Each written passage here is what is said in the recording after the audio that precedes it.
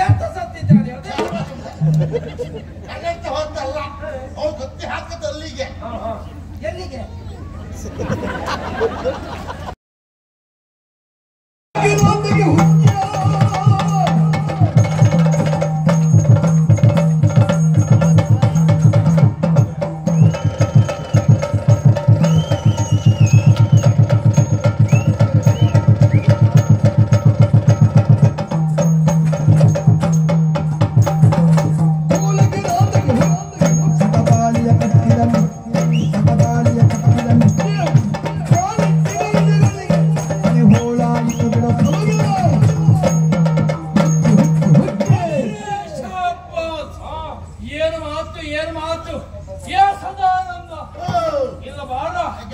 ನನ್ನ ಜೊತೆಯಲ್ಲೇ ನೀನು ಇರ್ಬೇಕು ಹೌದಲ್ವಾ ಇಲ್ಲಿ ಗಟ್ಟಿ ವಿಶ್ವಾಸ ಇಟ್ಟದ್ದೇ ನಿನ್ನ ಮೇಲೆ ನೀನು ಮಾತಾಡ್ಬೇಡವಾ ಅದಲ್ಲ ಹೀಗೆ ನಂಬ್ಕೊಂಡು ಕೆಲವರು ಕೈ ಕೊಟ್ಟು ಹೋದ್ರ ಇವಳು ಬಂದ ತಕ್ಷಣದಲ್ಲಿ ಇವಳು ಯಾರು ಇವಳ ಕುಲ ಯಾವುದು ಗೋತ್ರ ಯಾವುದು ಯಾವುದನ್ನು ಕೇಳಲಿಲ್ಲ ಯಾಕೆ ಗೊತ್ತಿಲ್ಲ ಕೇಳಲಿಲ್ಲ ಹೌದಲ್ಲ ನನ್ನ ಮಿತ್ರ ಮದುವೆಯಾದ ಹೆಣ್ಣು ಎಂಬ ಕಾರಣಕ್ಕಾಗಿ ಅಲ್ವಾ ಇವಳು ಬಂದ ತಕ್ಷಣದಲ್ಲಿ ಅಧಿಕಾರವನ್ನೇ ಕೇಳಿದಳು ನನ್ನ ಮೊನ್ನೆ ಸಿಕ್ಕಿದಂತ ಅಧಿಕಾರ ಅಲ್ವೇಲ್ಲ ಅದರಲ್ಲೂ ಅಧಿಕಾರ ಪಡೆಯುವಲ್ಲಿ ನಿಮ್ಮ ಶ್ರಮ ಎಷ್ಟು ಅಂತ ನಾವು ಕೇಳಿದ್ದೇವೆ ಅಲ್ವಾ ಅಂತ ದೈತ್ಯಾಕಾರದ ಮಹಾರಾಜನಿಗೆ ನೀವು ಪುಸ್ತಕ ಹಾಕಿದ್ದೀವಿ ಅಂತ ಅದು ಒಂದು ಇನ್ನು ಬೇಡ ಎಂದಾದ್ರೂ ಹಾಕಿ ಸುಳ್ಳ ಮಾಡೋದು ಹೌದೇ ಹೌದು ಆದ್ರೆ ಇವಳು ಬರುವಂತ ಸಂದರ್ಭದಲ್ಲಿ ನಾವ್ ಹೇಗಿದ್ದೆವು ಆತ್ಮೀಯತೆಯಿಂದ ಇರುವಂತ ಸಂದರ್ಭ ಹೌದು ಇವಳು ಕಾಲಿಟ್ಟ ವಿಷದ ಗಳಿಗೆ ಎನ್ನುವುದು ನಮ್ಮ ಮೂವರ ಮನಸ್ಸೆನ್ನುವುದು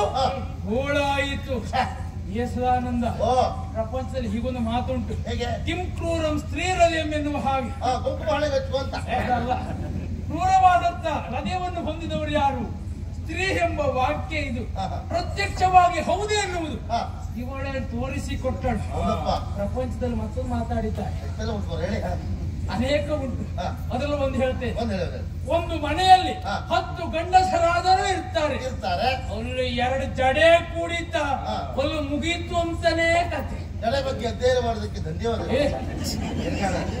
ಆ ಜಡೆ ವಿಷಯವೇ ಬೇಡ ಅಂತ ನಾ ಮದುವೆನೇ ಆಗ್ಲಿಲ್ಲ ನೀ ಮದುವೆ ಆಗ್ಲಿಕ್ಕೆ ಹೊರಟ್ರು ನಿನ್ ಜಡೆ ಇದ್ದು ಸಿಕ್ಕುದು ಇಲ್ಲ ಮಾರಾಯ ಈಗ ಯಾರು ಜಡೆ ಹಾಕುದು ಇಲ್ಲ ಈಗ ಹುಡುಗರನ್ನು ಕೊಡುವುದಕ್ಕೆ ಯಾವುದನ್ನ ಕೇಳು ಬಂಗಾರವನ್ನು ಬೆಳ್ಳಿಯನ್ನು ಎಷ್ಟು ಬೇಕಿದ್ರು ಕೊಡುವುದು ಆದರೆ ಅಧಿಕಾರವನ್ನೇ ಕೇಳಿಬಿಟ್ಟರು ಸರಿಯಾಗಿ ತಿಳಿಸುವ ರೀತಿಯಲ್ಲಿ ಹೇಳ್ತೇನೆ ಅದನ್ನೇ ಹೇಳ್ತೇನೆ ಹೇಗ ಬಿಡುವ ಪ್ರಶ್ನೆ ಇಲ್ಲ ಇದೋ ನನ್ನ ಮಾತನ್ನ ಗ್ರಹಿಸು ಯಾರು ಅಧಿಕಾರವನ್ನು ಕೊಡ್ತಾರೋ ಬಿಡ್ತಾರೋ ನನಗೆ ಸಂಬಂಧ ಇದ್ದಂತ ವಿಚಾರ ಅಲ್ಲ ನಾನು ಬದುಕಿ ಇರುವವರೆಗೂ ಇಲ್ಲಿಯ ನನ್ನ ಅಧಿಕಾರವನ್ನ ಕೊಡುವುದಿಲ್ಲ ಹಂಗಿಸುವ ನುಡಿಯೇತ ಕಾದುವೆ ತಂಗಿಯಳನಿ ಮನ್ನಿಸೆನ್ನುತ್ತ ಗಂಗೆನಯದೊಳು ಕೇಳಿದಳು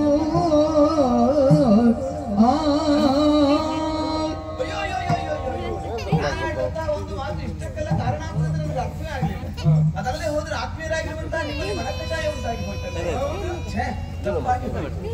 ಎಷ್ಟಂದ್ರೂ ನಾನು ಸಣ್ಣವಳಲ್ವೇ ನಮ್ಮ ಕೂಡ ಸಣ್ಣವರಂದ್ರೆ ಇವರೇ ಈಗ ಸಣ್ಣವಳು ನಾನೇ ಹಾಗಾಗಿ ಹುಡುಗ ಬುದ್ಧಿಯನ್ನು ತಿಳಿಯದೆ ನಾನೇನೋ ಒಂದು ಮಾತಾಡಿ ಬಿಟ್ಟೆ ಆದ್ರೆ ನೀವು ಅಣ್ಣನ ಸ್ಥಾನದಲ್ಲಿರುವವರು ಸತ್ಯ ಹೇಳ ನಾನು ಕೇಳಿದ್ದು ತಪ್ಪಾಯ್ತು ಅಂತ ನನಗೆ ಈಗ ಅರ್ಥ ಆಯ್ತು ನಾನು ಕೇಳೋದು ಆಗದಿತ್ತು ಅಣ್ಣನ ಸ್ಥಾನದಲ್ಲಿ ನಿಂತು ನನ್ನನ್ನು ಕ್ಷಮಿಸಿದ್ದೇನೆ ಅಂತ ಹೇಳಿ ನನ್ನ ತಂಗಿಯನ್ನು ಸ್ವೀಕರಿಸಿ ದಯವಿಟ್ಟು ರಾಜ್ಯ ಬೇಡ ಬಿಟ್ಟುಬಿಟ್ರ ಏನ ನೋಡ ಮೊದಲವಳ ಮಾತನ್ನ ಕೇಳಿ ನನಗೂ ಹೇಳಿ ನಿನಗೂ ಹೇಳಿ ನಾ ಹಾರಲಿಲ್ಲ ನೀ ಹಾರಲಿಲ್ಲ ಎಷ್ಟು ವ್ಯತ್ಯಾಸ ಆ ಒಟ್ಟಿಗೆ ನೀವು ಬುದ್ಧಿವಂತ ಅಂದ್ರೆ ಈಗ ನಿಮ್ಗೂ ಏರ್ತು ಇವ್ರಿಗೆ ಇವ್ರು ಹಾರಿದ್ರೆ ನಿಮಗೆ ನೀವು ಹಾರುವುದಿಲ್ಲ ಅಲ್ಲೇ ಸಿಟ್ಟಿನ ಕೈಗೆ ಬುದ್ಧಿ ಕೊಡಬಾರ್ದು ಸಿಟ್ಟಲ್ಲಿ ಮಾತಾಡಿದ್ರೆ ನಾ ಮಾತಾಡ್ಲಿಲ್ಲ ಹಾಗತ್ತ ಈಗ ನೋಡು ನನ್ನ ತಪ್ಪಾಗಿ ಹೋಯ್ತು ನಾ ಸಣ್ಣವಳು ತಂಗಿ ಅಂತ ಸ್ವೀಕರಿಸಿ ಅಣ್ಣಂದರಾಗಿ ಅಂತ ಕೇಳ್ತಾ ಇದ್ದಾಳೆ ಅವಳು ಮಾತನ್ನು ಕೇಳುವಾಗ ನನಗಂತೂ ಕರುಳು ಚುರುಕಾಗೋಯ್ತು ಸ್ವಲ್ಪ ದೊಡ್ಡ ಮನಸ್ಸು ಮಾಡ ನಿಜ ಏನ್ ಮಾಡುವುದು ಅಂತ ಆನಂದ ಈಗ ನಿಮಗೆ ಏರಿ ಸರಿ ಉಂಟು ಈ ಪ್ರಾಯದಲ್ಲಿ ಏರಿದ ಮತ್ತೆ ಯಾವ ಪ್ರಾಯ ಹೇಳಿದಲ್ವಾ ಅಲ್ವಾ ಹೌದಪ್ಪ ಮೊದ್ಲು ಅವನ ಪ್ರಾಯದಲ್ಲಿ ಅವನು ಏರ್ಸ್ತಿದ್ದೆ ಹೇಗೆ ಗೊತ್ತುಂಟು ಈಗ ಬಿಟ್ಟಿದ್ದೆ ಅವ್ರು ಏರಿಸ್ತಾ ಇದ್ರಿ ಹಾಗಲ್ಲ ಸ್ವಾಮಿ ಆದ್ರೆ ಕೇಳಿದ ಅಧಿಕಾರವನ್ನ ಅಲ್ವಾ? ಹೌದು. ಈಗ ಮನೆಗೆ ಹೇಳಿದ್ರು ನಾ ಸಣ್ಣವಳಾಗಿ ದೊಡ್ಡ ಮಾತಾಡಿಬಿಟ್ಟೆ, ತಪ್ಪಾಯ್ತು ಅಣ್ಣ ಕ್ಷಮಿಸು. ಹೀಗೆ ಕೇಳುವಾಗ ಯಾವ ಮೂರ್ಖಾಸಿದ ಅಣ್ಣ ಆದ್ರೂ ಕ್ಷಮಿಸಲೇಬೇಕು. ಸ್ನಾನ ಆಗಬಾರ್ದು ಅಂತ ಹೇಳುವುದು ನೀವಲ್ಲ ಹೇಳಿದ್ದ, ಆದ್ರಿಂದ ಕ್ಷಮಿಸಿ ಬಿಡಿ ಅಂತ ಹೋಗಲಿ. ಹೌದಾ? ಅದನ್ನ ದೊಡ್ಡ ಗುಣವ.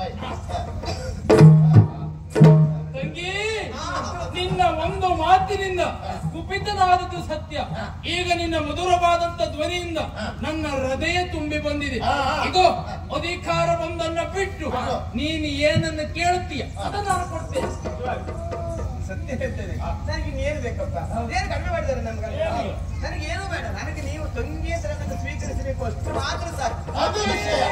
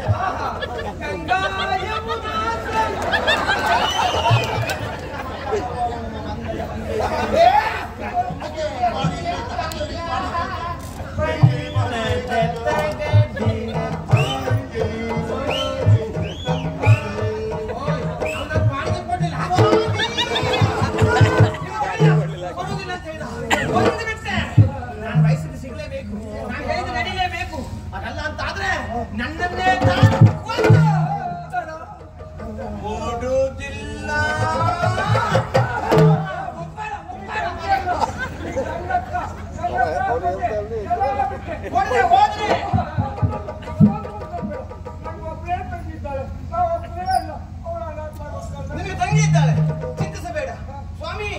ನಿಮ್ಗೊಬ್ಬ ತಮ್ಮ ಇದ್ದಾನೆ ಅಂತ ಹೇಳಿದ್ರಲ್ಲ, ನಿಮ್ಮ ತಮ್ಮನೇ ಅವನ ತಂಗಿನ ಮದುವೆ ಆಗ್ಲಿ.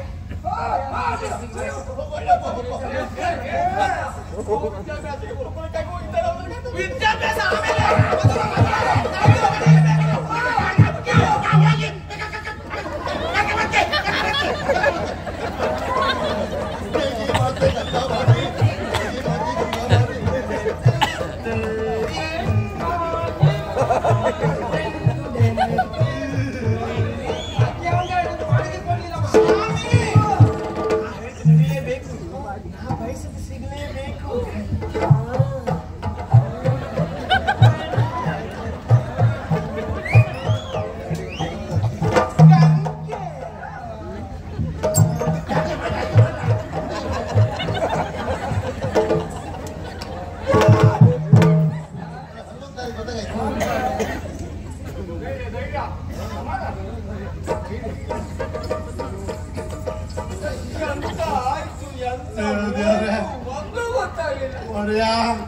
ನಿಮ್ಗೆ ಹಬ್ಬನ ಕೇಳಿ ಸಿಕ್ತು ಬರ್ರ.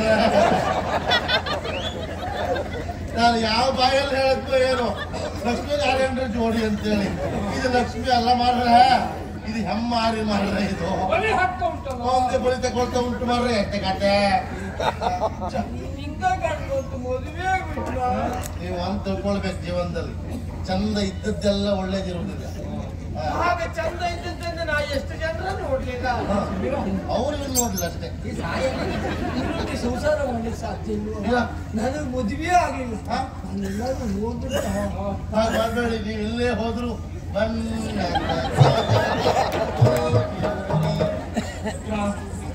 ಆಗೇನು ಭಾವನೆಗೆ ಒಳಗಾಗ ಅವಳಿಗೆ ಅಕ್ಕ ತಂಗಿ ಇದ್ದಿದ್ರು ನಾನು ಮದುವೆ ಆಗ್ತಿದ್ದೆ ಅಂತ ಹೇಳ್ಬೇಕು. ಸುಮ್ಮನೆ ಮದುವೆ ಆಗಿದ್ರು ಸಮಸ್ಯೆ ಇಲ್ಲ, ಅವಳ ಅಕ್ಕ ತಂಗಿ ಮಾತ್ರ ನಂಗೆ ಬೇಡ.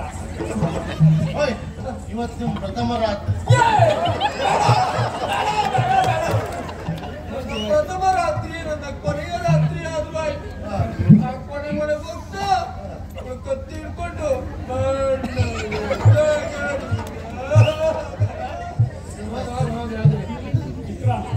ರಾತ್ರಿಗಳ ಮದುವೆ ಮಾಡುವುದೇ. ಹೌದು. ನೀವು ಒಂದು ಮೂಲೆಯಲ್ಲಿ ಕುತ್ಕೊಂಡು ತುತ್ತೂರಿ ಊರಿಕೆ, ಒಂದು ಮೂಲೆಯಲ್ಲಿ ಕುತ್ಕೊಂಡು ಜಪ ಮಾಡ್ತೀಯ, ನಿನಗೆ ಬೇಕಿತ್ತು.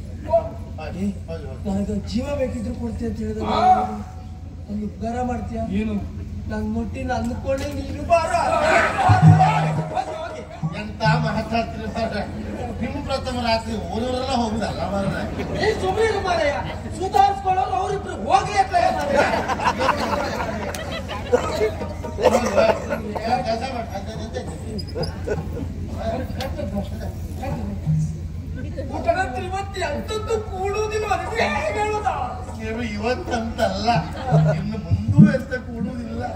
ನೀವು ಬೆಳಗುವರೆಗೆ ಹೀಗೆ ಮಾಡ್ತೀರಿ.